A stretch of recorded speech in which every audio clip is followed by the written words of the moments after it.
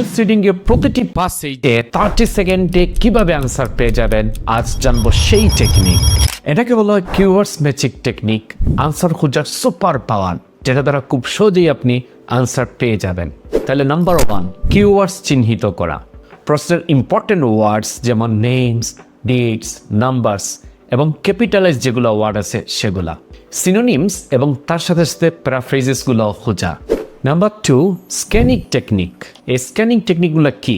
প্রশ্নের কিওয়ার্ডস দিয়ে passage scan করা, এক্স্যাক্টলি ম্যাচিং ওয়ার্ডস এবং সিনোনিমাস ওয়ার্ডস যেগুলো আছে সেগুলা খোঁজা।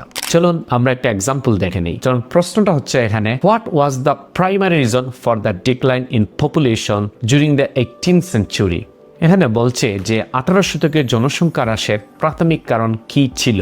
তাহলে প্রাইমারি রিজন আমরা এখানে কিওয়ার্ডস নিতে পারি, primary reason, decline, population, 18th century. তো প্যাসেজটা আমরা যদি পড়ি, the main cause of the demographic collapse in the 1700s was widespread disease.